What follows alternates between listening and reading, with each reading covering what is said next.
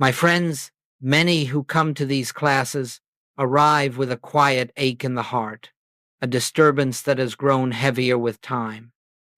You have prayed faithfully. You have studied earnestly. You have walked the best you knew how in the light you possessed. You have held on through seasons when every outer sign seemed to declare that your efforts were in vain. And still, after all this faithfulness, the outer picture of your life appears unchanged. The condition persists. The difficulty remains. The relationship still aches. The finances do not shift. And somewhere deep within you rises the painful question, why, after so much seeking, has nothing moved? You may not speak this aloud, for sincere spiritual students often feel they should not admit such discouragement. Yet the question lives within the heart. Is God listening? Have I done something wrong? Why does heaven seem to remain silent? And with this question often comes a sense of fatigue, a sense that perhaps the path is not working, or that one must try harder, push further, pray longer. But I want you to hear this with all the stillness and sincerity of your soul. What you interpret as nothing happening may, in truth, be the very period in which the most sacred work is taking place within your consciousness. For you see, spiritual progress does not begin with outward improvement. It does not start with changed conditions, altered bodies, or rearranged circumstances. Spiritual unfoldment begins where the world cannot see, within the depths of your awareness, where the divine presence is quietly but powerfully breaking through layers of fear, doubt, and separation. And it is often in the very moments when your outer life appears motionless that the inner life is being most deeply transformed. The world judges progress by results. Spirit measures progress by receptivity. You have not been abandoned. You have not failed. You have not been overlooked by God. You are, in truth, standing at the threshold of one of the most important revelations a spiritual seeker can receive. That transformation begins within consciousness long before it is witnessed in form. This period of seeming stillness is not a punishment, nor a sign of divine neglect. It is the quiet preparation of the soul being readied to behold what has always been true, that the kingdom of heaven is not a distant reward, but the very essence of your being, awaiting recognition. And so, as we move forward in this class, let us set aside the notion that your faithfulness has been wasted. Let us release the idea that results must appear according to the calendar of human expectation. Instead, let us gently open ourselves to the possibility that God has been working all along, but in a realm deeper than appearances, guiding you from within, preparing you for a transformation that does not begin in the outer world, but in the secret place of your own consciousness. Now let us look together at the very root of the discouragement that so many earnest seekers experience. For there is a misunderstanding, subtle, almost invisible, that lies beneath the sense of disappointment on the spiritual path. Most of us have been conditioned to associate faithfulness with reward, devotion with results, prayer with the expectation of change in the outer world. We have been taught, often unconsciously, to treat God as a kind of celestial responder, one who rearranges the circumstances of human life in response to our spiritual effort. And when those outward circumstances remain unchanged, the mind immediately concludes that something has gone wrong. Either God has withheld the answer, or we have somehow failed to meet the requirements that would unlock divine favor. But, my friends, this very assumption that spiritual practice is meant to produce outward improvement is the source of endless frustration because it places the entire spiritual journey upon a false foundation. Joel Goldsmith taught again and again that God is not a power acting upon matter. God is not a force brought in from the outside to adjust human conditions. God does not enter the picture of our lives to fix, repair, or improve it. The belief that prayer changes external conditions belongs to the world of duality, the world of two powers, where God is one and the problem is another. But in the consciousness of truth, there are not two powers. There is only the infinite, invisible presence expressing itself. And because of this, the work of God does not begin in the outer realm of forms, bodies, finances, or relationships. It begins within your own consciousness, in the transformation of your awareness, in the dissolving of fear, in the recognition of oneness, in the quiet realization that nothing stands apart from the divine presence. When you understand this, you begin to see why your faithfulness may seem to bear no visible fruit. It is not that your prayer was ignored, it is that your prayer was misunderstood. You were speaking to a God outside yourself, while the real activity of spirit was occurring within yourself. You were hoping for conditions to change, while spirit was changing you. You were waiting for signs in the outer world, while the true sign, the stillness, the peace, the loosening of fear was arising quietly in the inner sanctuary of your soul. And so, this misunderstanding that God's work is measured by outward improvement becomes the great thief of peace, for it blinds us to the subtle but powerful movement of the Spirit within. My friends, hear this in the silence of your heart. God is not preparing to alter your life. God is preparing you to behold life as it truly is. And when this inner shift takes place, outward harmony appears naturally, not as a divine reward, not as the result of spiritual effort, but as the reflection of a consciousness that has awakened to its own source. Until this is seen, the seeker remains trapped in expectation and disappointment. But once the misunderstanding dissolves, you stand free to experience the spiritual life as it actually unfolds quietly, inwardly, and always from the center outwards.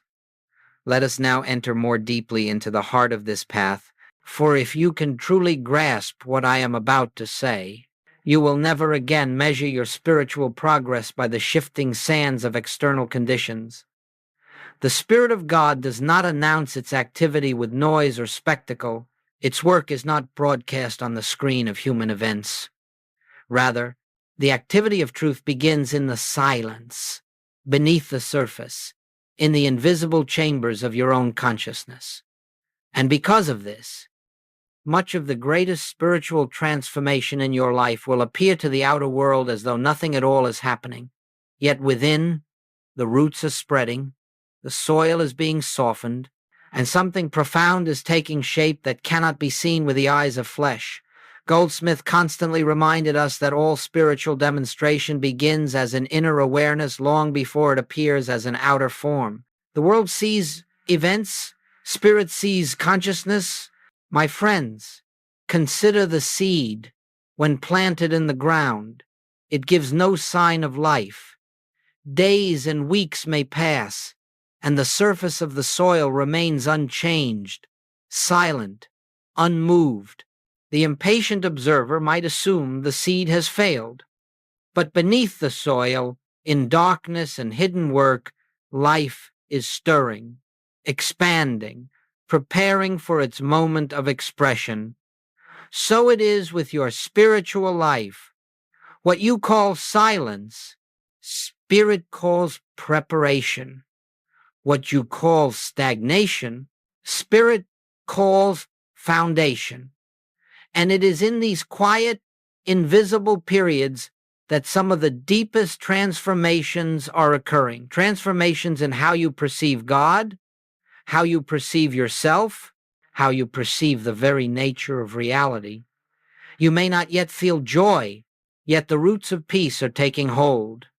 You may not yet feel clarity, yet confusion is loosening its grip. You may not yet see supply, yet the old fear of lack is dissolving. You may not yet experience harmony, yet the belief in separation is weakening within you.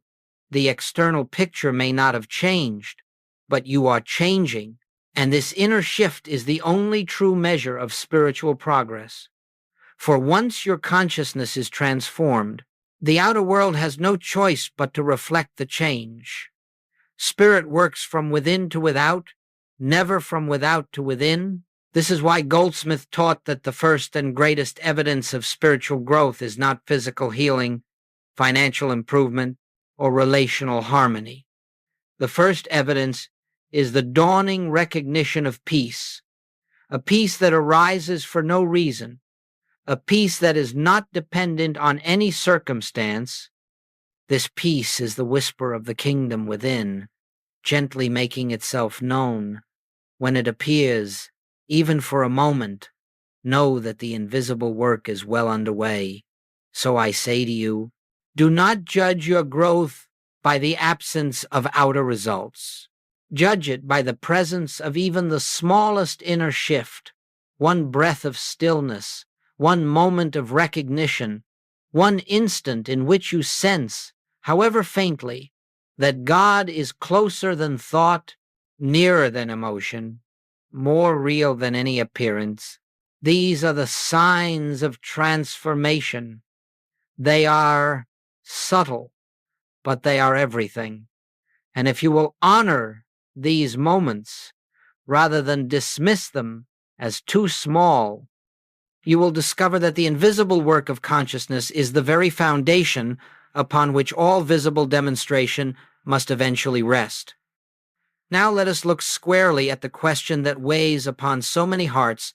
If Spirit is working within me, if the seeds have been planted and the inner roots are forming, then why do the circumstances of my life appear unchanged?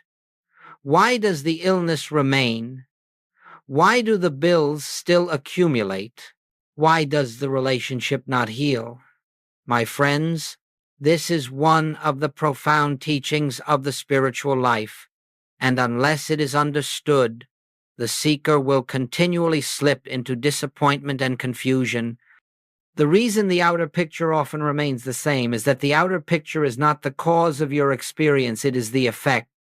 It is the shadow cast by the light or darkness of consciousness.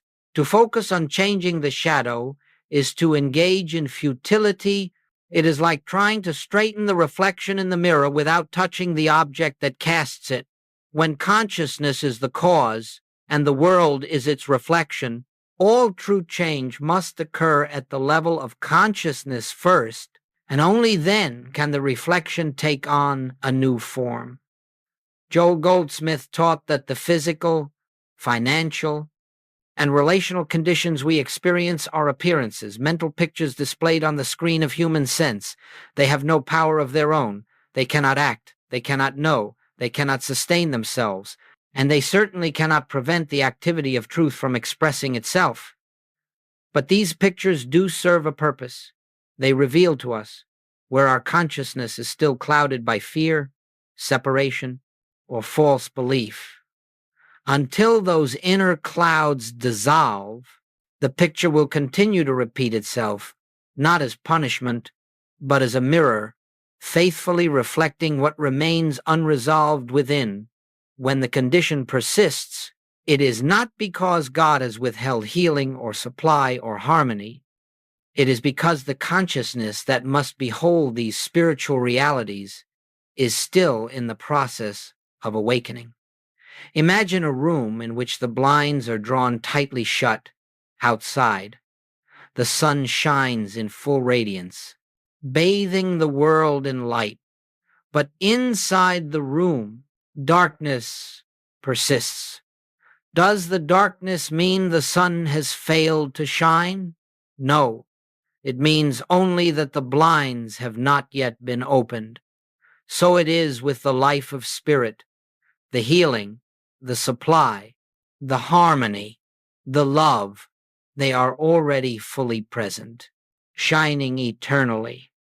But if fear, doubt, or separation remain active within consciousness, the blinds are drawn, and the light cannot yet be seen in visible form. As these inner barriers dissolve through practice, meditation, and quiet recognition, the blinds gradually open, and the outer world begins to brighten. But the room does not become full of light until the blinds are fully released. This is why you may see no change in the outer picture even while profound work is taking place within. The inner clouds may still be thinning, the inner blinds still loosening. Consciousness is being transformed, but the reflection has not yet caught up. And, my friends, this is not failure. It is evidence of the integrity of spiritual law. If outer conditions could change without a corresponding transformation in consciousness, your life would be unstable, your peace inconsistent, your supply insecure. Spirit waits not because it is slow, but because it works only through awakened consciousness, not around it. When consciousness is ready, the outer form must change. It is inevitable. It is law. Therefore, when things appear unchanged, do not despair. Do not conclude that your practice is ineffective. Do not imagine that God has forgotten you. Instead, understand that the deeper work is still unfolding, that the roots are still strengthening, that the light is still rising behind the blinds. And when the moment of inner readiness is reached, the outer world will reflect it with effortless certainty. Until then, remain faithful, not to the expectation of results, but to the recognition of the presence that is forever complete, forever within, forever the true substance of your being. Now, my friends, let us consider one of the most tender and easily misunderstood aspects of the spiritual path, the blessing. Yes, the blessing of delayed demonstration to the human mind. Delay feels like abandonment. It feels like punishment, like unanswered prayer, like divine silence. But in the consciousness of truth, delay is often the very evidence that spirit is working at a depth that could not be reached in any other way. For when the outer demonstration comes too quickly, before the inner groundwork is established, the blessing cannot be held. It slips through the fingers as rapidly as it arrived, because the consciousness required to sustain it has not been formed. And so Spirit, in infinite wisdom and love, withholds visible transformation until the unseen foundation is truly secure. We must remember that spiritual demonstration is never an act of magic. It is the natural outflow of awakened consciousness. When healing appears, it is not because God suddenly intervened, but because the fear that obscured wholeness dissolved.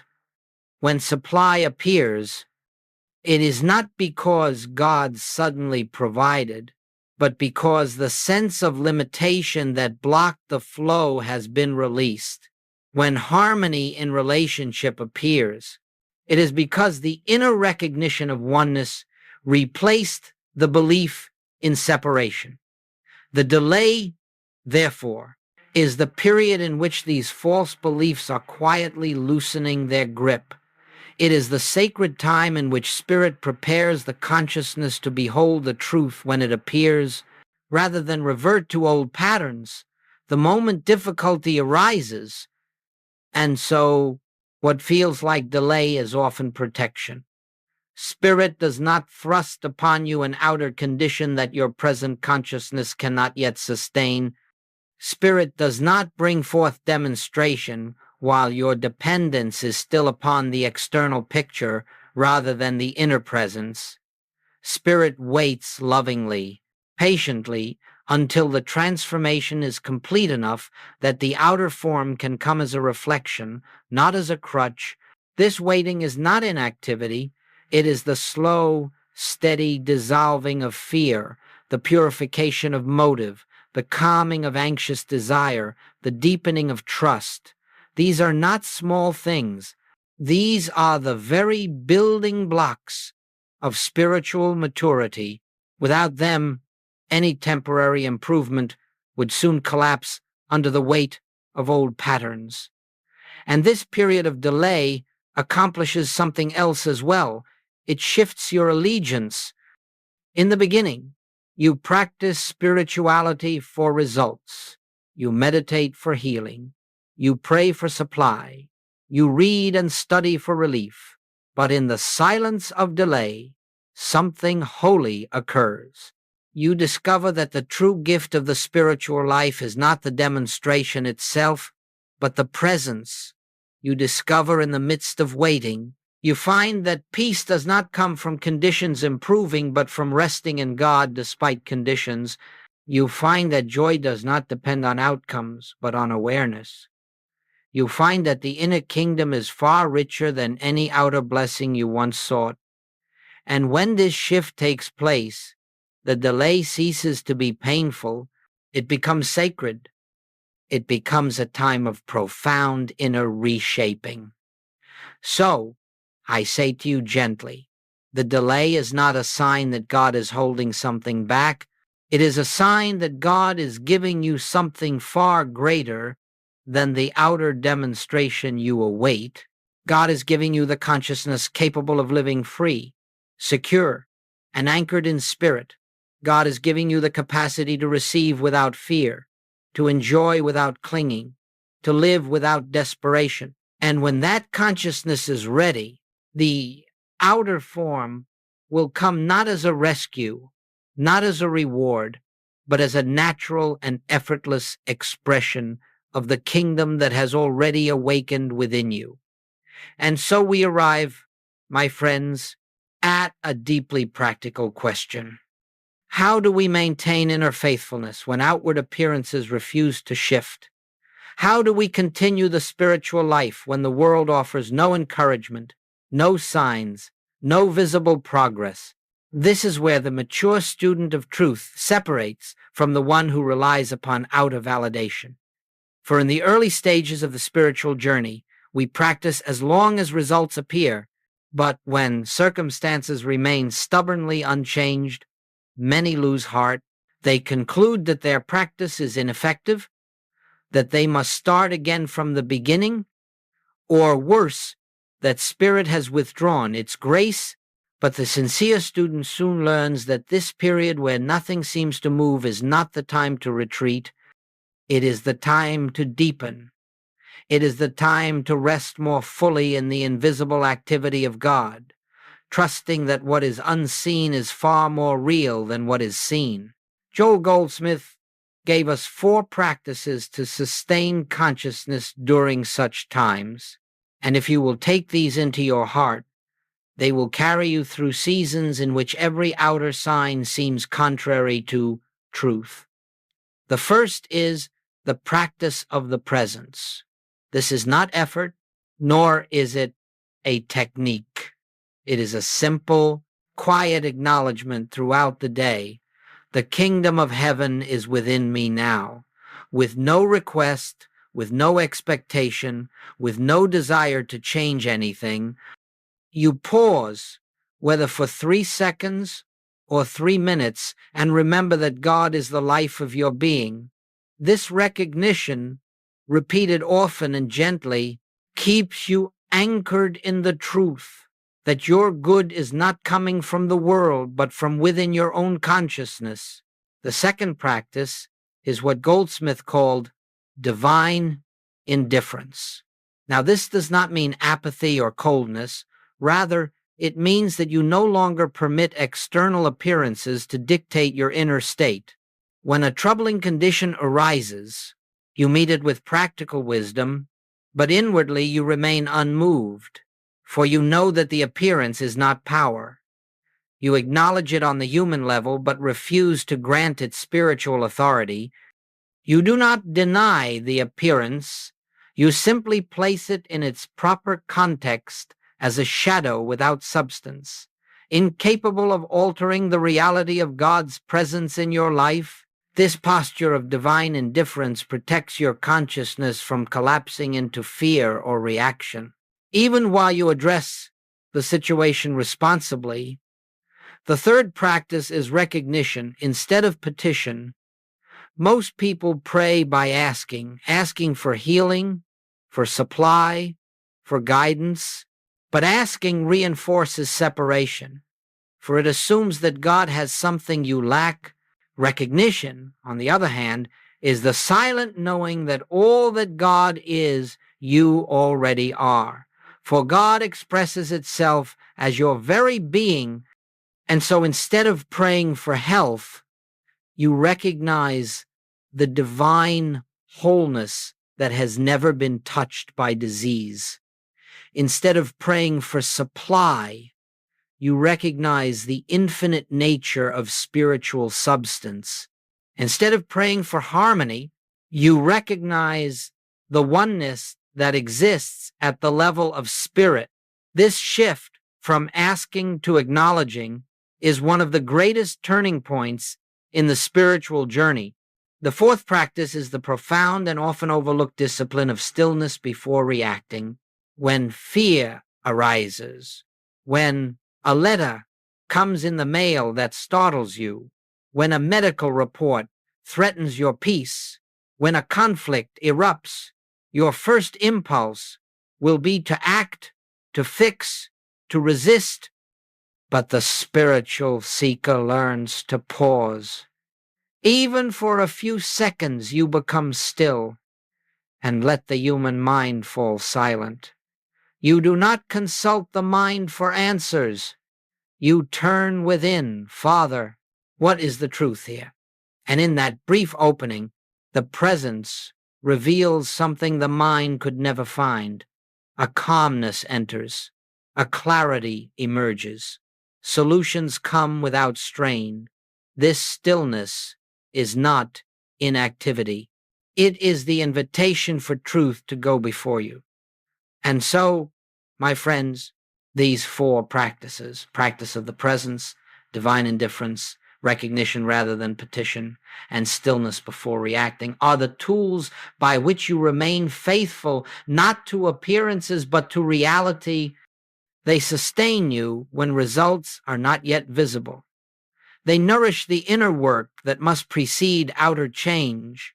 They remove the desperation from your seeking and replace it with quiet confidence in the invisible action of spirit.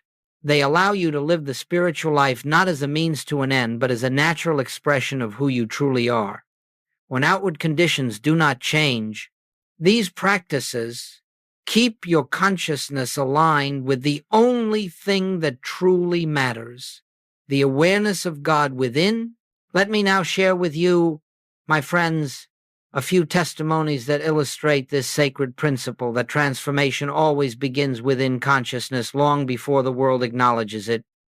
These are not extraordinary stories meant to impress the imagination. They are simple accounts of ordinary men and women who discovered that spirit works invisibly first, and only later reveals itself in form. Their experiences demonstrate that what appears as delay, what appears as nothing changing, is often the very period in which the deepest spiritual awakening takes place. And once that awakening is established, the outer world yields effortlessly, naturally, without strain. There was a woman who came to these teachings burdened with a physical condition that had troubled her for years. She prayed fervently for healing, tried every treatment, sought every remedy, and yet the condition persisted.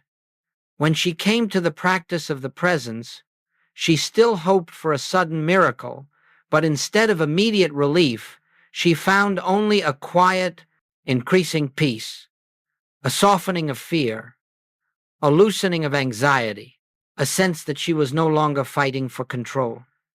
For weeks her body did not change, but her consciousness did. A stillness she had never known began to rise within her. The fear that had once consumed her subsided, and only after this inner peace became established did the outer symptoms begin to dissolve, slowly, then steadily, until the conditions simply faded away. The healing did not come because she mastered a technique. It came because the consciousness that had sustained the illness was replaced by the consciousness of truth. The outer healing was merely the final echo of an inner transformation.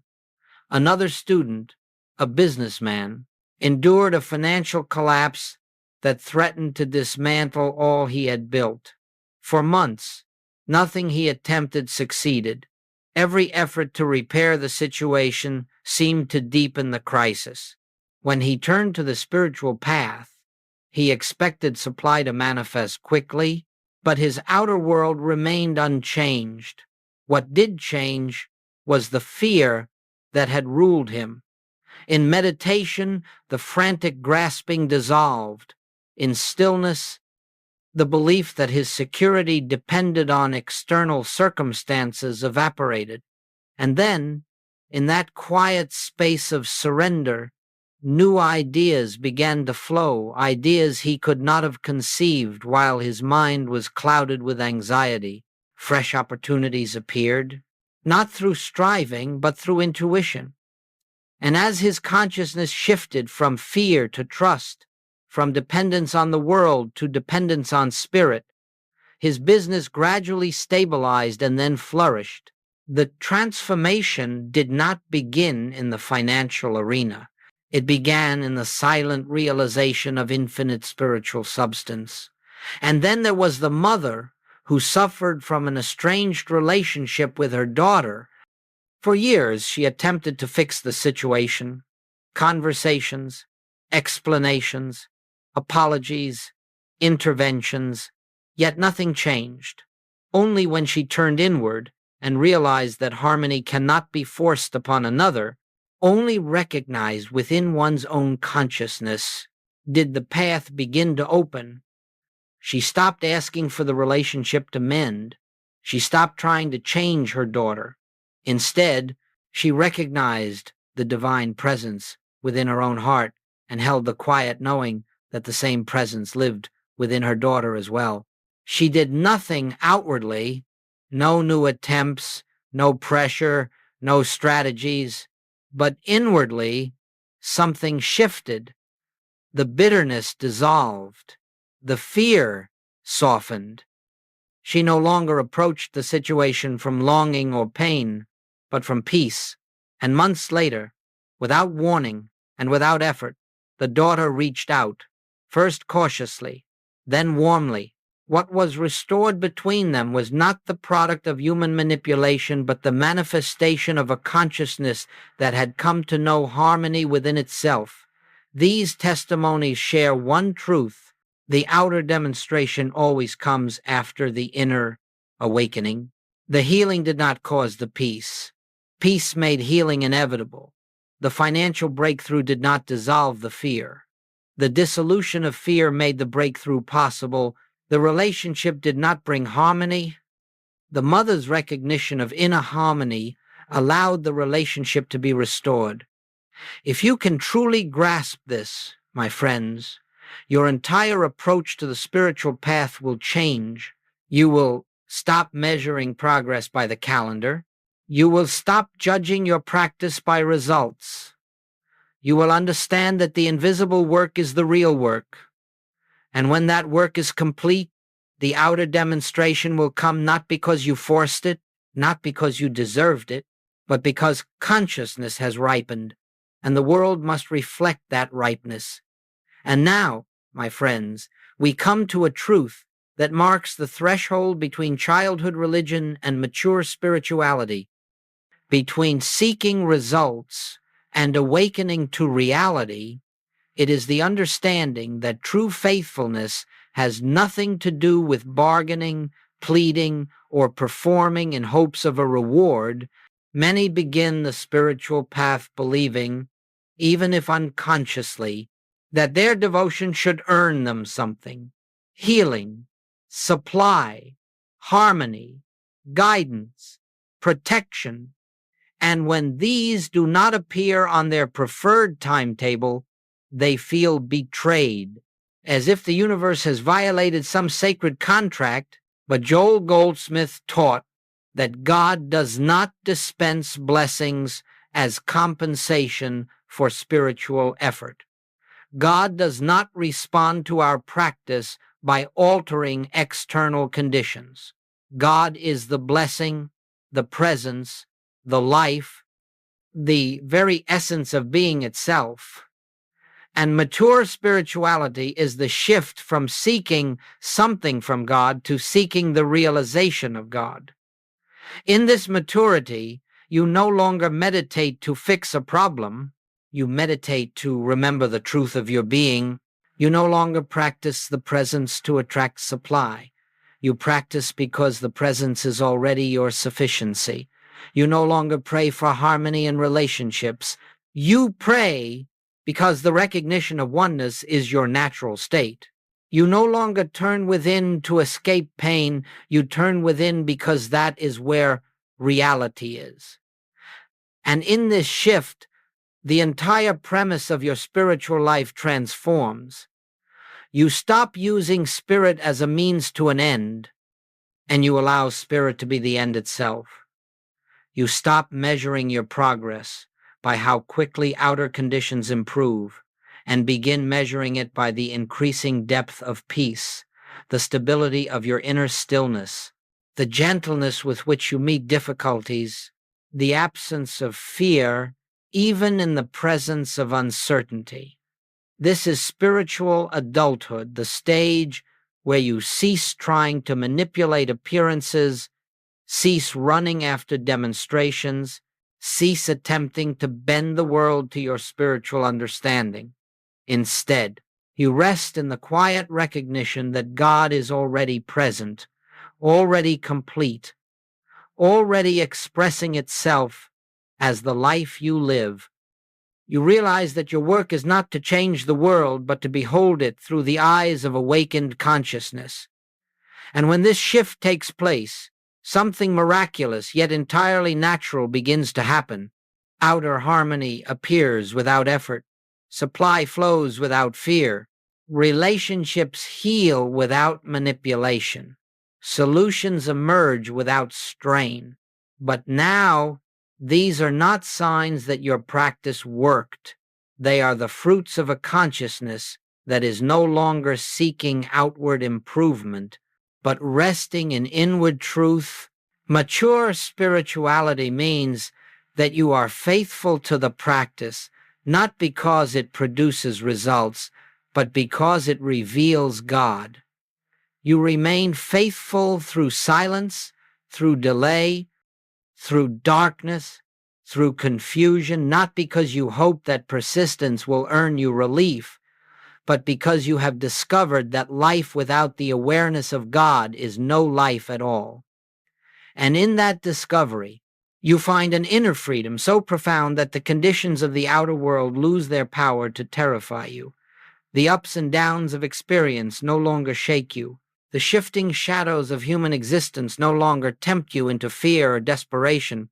You begin to walk the world as one who knows that the kingdom of heaven is within, that God is the life of your being, that nothing can separate you from the infinite except your own forgetfulness.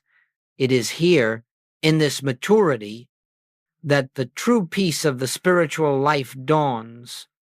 A peace that does not depend on circumstances, a peace that does not rise and fall with the tides of fortune, a peace that cannot be taken away because it is not given by the world. This peace is the sign of awakening, and once this peace is established, the soul no longer bargains with God, no longer pleads for signs, no longer seeks external guarantees. It simply rests quietly, steadily, trustingly in the truth that has always been, the truth it has finally allowed itself to remember. And so, my friends, as we bring this class to a close, let us return to the central assurance that underlies everything we have explored together. Your faith has not been wasted. Not a single moment of turning within has been lost. Not one prayer, not one breath of recognition, not one attempt to rest in spirit has been in vain. Even when the outer world remained unmoved, something within you was being reshaped, refined, and awakened. You may have believed that nothing was happening, but spirit was quietly deepening your roots, clearing old fears, dissolving ancient patterns, and preparing your consciousness to behold the truth you were not yet able to receive. What you call delay was often divine protection. What you call silence was the still, gentle activity of God. What you call nothing changing was the very foundation of change being laid within the hidden temple of your awareness. You must understand that the spiritual path is never a journey of earning God's favor or proving your devotion. It is always and only a journey of awakening to what has already been true from the beginning. And so every act of faithfulness, every time you returned to the inner presence when fear tried to carry you away, every time you sat in stillness when anxiety demanded action, every time you recognized the truth instead of begging for relief, each of these moments carved a deeper channel in consciousness through which the light of spirit could flow. These were not small efforts. They were sacred openings. They were the slow dawning of the kingdom within. Let the mind be at peace now. Release the belief that God has overlooked you or withheld something from you. God withholds nothing. God is fullness itself, forever pouring itself into every receptive consciousness. And you, through your practice, through your sincerity, through your perseverance, have been becoming increasingly receptive, even if you did not realize it. Your faith was not an attempt to persuade God. It was the gradual unveiling of God already present. And as this unveiling continues, you will find that outer conditions naturally rise to meet the new consciousness you have cultivated, not as dramatic miracles, not as sudden magic, but as the quiet, steady reflection of the inner truth finally recognized. And so I bless you with this remembrance.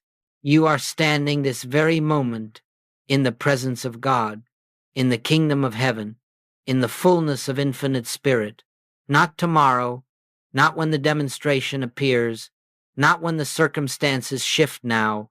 This is the truth your faithfulness has been preparing you to see. And if you will continue gently, patiently, without bargaining, without striving, simply recognizing day by day the presence that is your very life, you will discover that the peace you have sought is already within you. The wholeness you have prayed for is already yours, and the harmony you long for has never been absent. It has only awaited your recognition. Your faith was not wasted. It was the bridge that brought you to this moment, this awareness, this unveiling. Walk forward now, not in hope alone, but in the quiet assurance that God is not coming to you. God is expressing itself as you. And as this truth becomes the center of your consciousness, everything in your life will begin to align with it, naturally, gently, and in perfect time. Peace be with you, my friends. The kingdom is within.